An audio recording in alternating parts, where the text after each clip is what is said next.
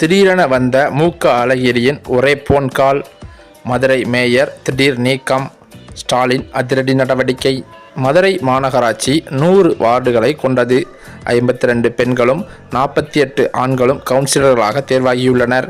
இதில் திமுக 67, காங்கிரஸ் 5, கம்யூனிஸ்ட் 4, விசிக 1, மதிமுக 3, அதிமுக 15, பாஜக 1, சுயேட்சைகள் 4 என்று கவுன்சிலர்கள் இருக்கிறார்கள்.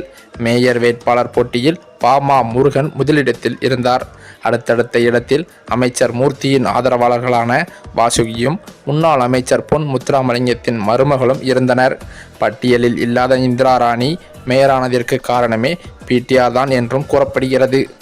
பிடிஆரின் தீவிர விசுவாசியான பொன் வசந்த் பாலாஜி என்பவர் மூலம் தன் மனைவி இந்திராணிக்கு மேயர் பதவியை பெற்றதாகவும் வளர்த்தகடா மார்பில் பாய்ந்த கதையாகத்தான் பொன் வசந்த் தனியாக தன் அதிகாரத்தை காட்டியதாகவும் கூறப்படுகிறது.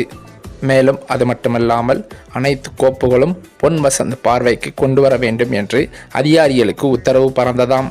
அதன்படி அதிகாரிகளும் அண்ணா நகரில் இருக்கும் மேயர் பங்களாவில் உட்கார்ந்து கொண்டு கோப்புகளை பார்ப்பதும் அதிகாரிகளுக்கு உத்தரவு போடுவதுமாக இருந்து வந்திருக்கிறார். இந்த சூழ்நிலையில் தூய்மை பணியாளர்கள், சுகாதார பணியாளர்கள் வரைக்கும் பொன் வசந்த் பெயரில் டெண்டர் எடுக்கப்பட்டுள்ளதாகவும் மதுரை மாட்டுத்தாவணி பேருந்து நிலையத்திற்குள் வந்து போகும் பஸ் கார்களுக்கான டோல்கேட் கட்டணம், தொழில் நிறுவனங்களுக்கான வரி, விதிமீறிய கட்டிடங்களுக்கு வரி விதிப்புகளில் பணம், உள்ளூர் திட்ட குழும தலைவர் மூவேந்திரன் வசூல் வேட்டை, மற்ற மண்டல தலைவர்கள் வசூல் வேட்டை என மடையை திறந்து விட்டார் போல பொன் வசந்த் என்று பயிர் குற்றச்சாட்டுகள் முன்வைக்கப்படுகின்றன.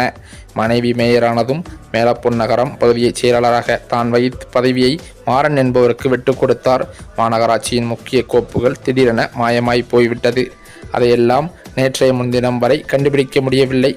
இந்த பஞ்சாயத்து நிரூபித்த நெருப்பாக பொய்ந்து கொண்டிருக்க 48 ஆண்டுகளுக்கு பிறகு மதுரையில் நடக்கும் திமுக பொதுக்குழு தொடர்பான ஆலோசனை கூட்டம் அமைச்சர்கள் மூர்த்தி, பிடிஆர் மா செக்கல் தளபதி மணிமாறன் ஆகியோர் தலைமையில் 23ஆம் தேதி நடைபெற்றது.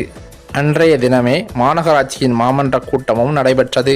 10க்கும் மேற்பட்ட கவுன்சிலர்கள், மண்டல தலைவர் பாண்டிச்செல்வி உள்ளிட்ட சிலர் மட்டுமே கூட்டத்தில் கலந்து கொண்டார்கள்.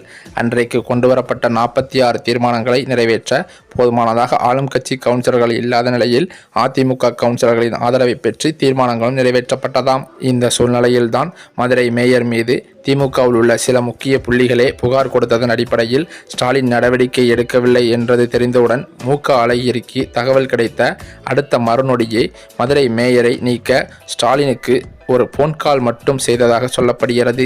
இதனைத் தொடர்ந்துதான் அழகிரி போன் செய்த அடுத்த நொடியே ஸ்டாலின் அவர்கள் அதிரடியாக திடீர் உத்தரவு பிறப்பித்துள்ளதாக தகவல்கள் வெளிவந்து கொண்டிருக்கிறது. மதுரை மேயர் நீக்கம் கொடுத்து அழகிரி முதலமைச்சர் ஸ்டாலின் அவர்களிடமே தொலைபேசி மூலமாக பேசியிருப்பதாக சொல்லப்படுகிறது.